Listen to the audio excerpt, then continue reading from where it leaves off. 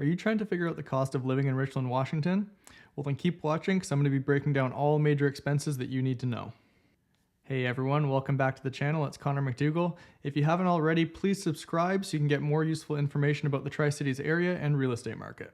So to give you an idea what the cost of living is in Richland, Washington, what I'm going to do is run through some examples of kind of basic necessities that you're going to be needing, as well as some entertainment and other things. I'll also give some examples of what my personal cost of living is for my home and utility bills, things like that.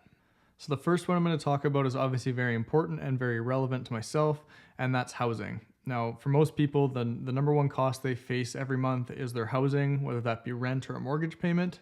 For this example, I'm looking at a 3-bed, 2-bath house in Richland. That's what I've compared for rent and mortgage. So you're going to pay around $1,800 a month. That's just kind of the going rate for a 3-bed, 2-bath rental in Richland. If it's a little bigger, you might pay a little bit more. I wouldn't expect to pay any less than that in the current market though. Now, if you're going to be buying that 3-bed, 2-bath house, again, it's completely dependent on square footage and neighborhood. I estimated you'd be somewhere in that like $460,000 range. So if you put 20% down, and with the current interest rates, which are around 7%, you're going to be looking somewhere between $3,000 and $3,100 a month, all in for your housing payment. Now that's your PT. So that's your principal, your interest, your taxes, and your insurance. As far as utilities go, obviously internet's something that a lot of people can't go without anymore. $20 is your basic plan that's offered by Ziply if they're available in your neighborhood. And then Ziply and Charter Spectrum both offer like a $40 and a $60 plan, depending what download speeds you want. The $60 plans are both gigabit download speed, I believe. So if you're doing a lot of streaming and you want a lot of bandwidth to download, you're going to be about $60.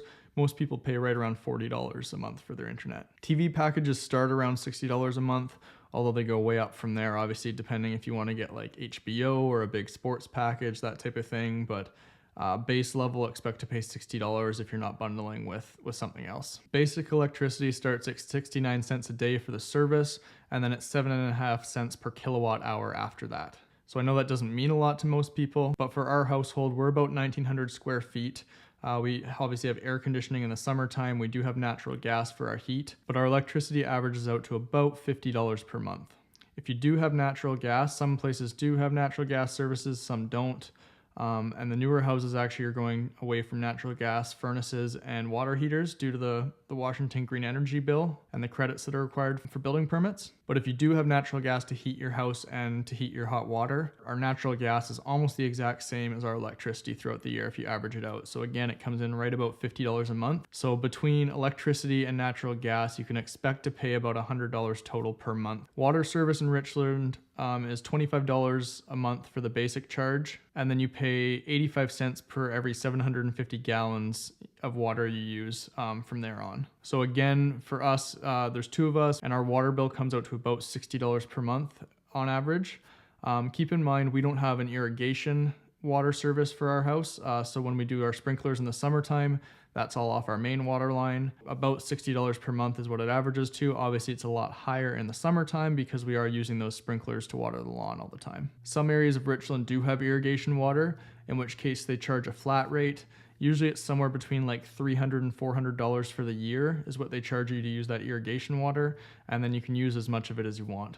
Sewer and garbage and recycling are both about $25 a month each, so you can budget another probably $50 a month for those 2 services, depending whether you're renting and your landlord's paying it or whether you own a home and you're going to be paying those yourself.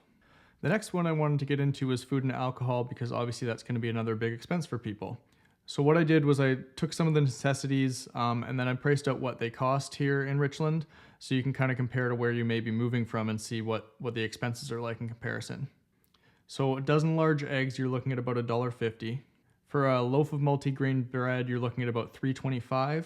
For a gallon of milk, you're also looking at about $3.25. That's 1 or 2% milk. 93% lean ground beef, you're looking at about $5.50 a pound, depending what kind of beef you're getting. Boneless, skinless chicken breast, you're looking at about $4.50 a pound. That is not cage-free. That's just kind of your regular chicken breast. Fuji apples are about $1.50 a pound, because that's a common fruit that a lot of people eat. Hass avocados are about 88 cents a piece, and you can get them cheaper if you buy a bag of 5 or 6. They go down to about 60 or 70 cents a piece. And then bell peppers are right around $1.40 each. So I know that's not everything that you're going to find in a grocery store, but those are some staples that I thought might be able to give people a good frame of reference as far as what groceries cost. Between my wife and I, we spend about $750 a month on, that's our total food or total eating bill. So that includes our groceries. It also includes any time we're doing like fast food or takeout or going out to a restaurant for dinner. So if you're not going out to eat and you're just doing groceries, it's more in the like $500 a month range for two people. We're also quite smart about the way we shop. We try to shop sales, and we're not too extravagant with our eating habits at home. So if you like you're eating high-end steak more often and a lot of seafood and stuff that's more expensive, it could be more expensive. But for a household of two, somewhere around $500 a month is probably a safe bet for budgeting. As far as alcohol goes, I wanted to give people a rough reference because, again, depending on the state and where you're moving from, alcohol costs can vary quite dramatically. So for a case of domestic beer, a 12-pack of cans, you're looking at about $13. So that's your Budweiser, Bud Light, Coors, stuff like that. 12-pack of hard seltzers, so that's kind of your White Claws, your Bud Light seltzers, all that type of thing. You're looking at around $18 for a 12-pack of cans.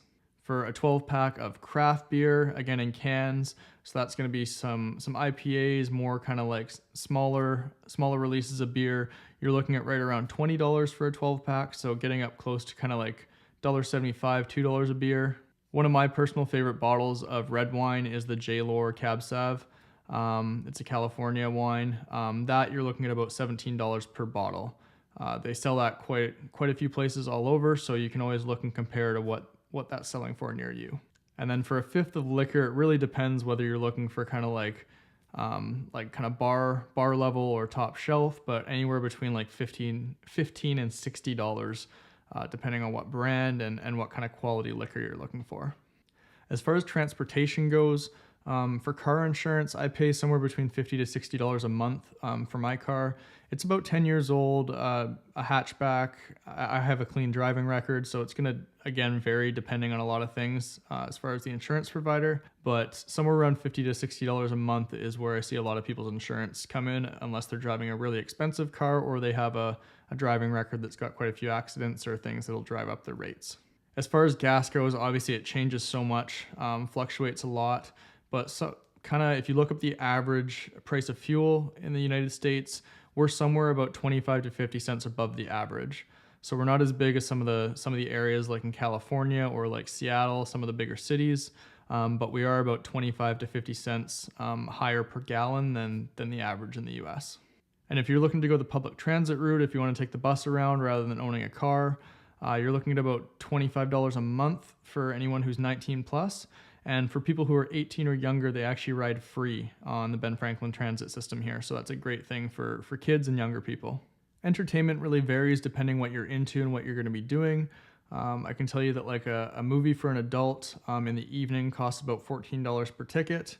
If you want to go see like a Tri-City Americans, a junior hockey game, those are somewhere between $24 and $30 depending where you're sitting, whether you're on the glass or up in the nosebleeds. Obviously the tickets vary in price. And then going out to eat at a restaurant, most sit-down restaurants are like $25 to $40 per person for a meal.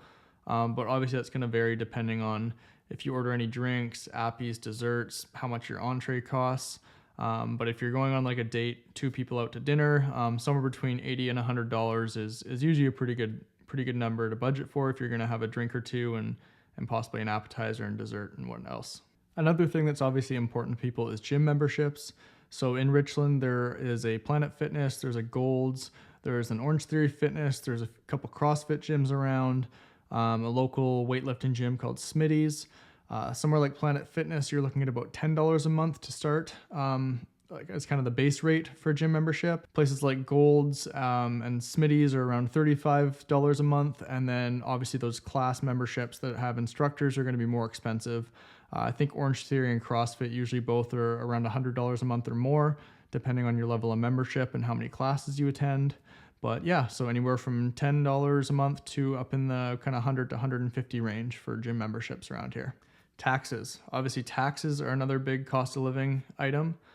If you're looking to move to Washington State and Tri-Cities and you're not actually from Washington, no state income tax is a big thing. So you only pay federal income tax. That's a big advantage over a state like California. obviously, which has very high state income taxes. As far as property tax, the Benton County property tax, where Richland is located, is right around 1%. That is going to vary depending where the property is located, but that's a good approximation. So on a $500,000 house, you're going to pay about $5,000 a year in property taxes. Again, that's part of that PT I talked about. It's going to be lumped into your mortgage payment unless you'd like to opt to pay it separately. So you don't have to worry about coming up with that money as long as you have it lumped into your mortgage payment. Another big one is excise tax. That is a tax that's paid when you sell a piece of real estate. So the city actually charges its own excise tax of 0.25%. And then there's also a state excise tax.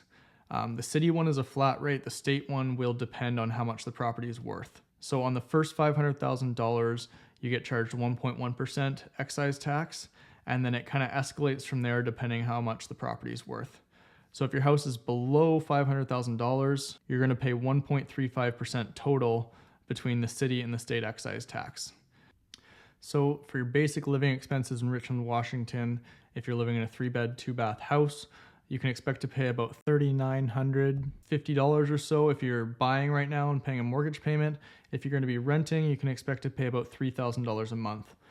So that's with the current market and current rates. Obviously, things can change. So I hope this was helpful to everyone. Again, if you're enjoying this content and you're finding it useful, please subscribe to my channel for more useful information about the Tri-Cities area and the housing market. And if you have any questions, as always, leave them in the comments below. Hope you have a great day, and I'll see you again next time.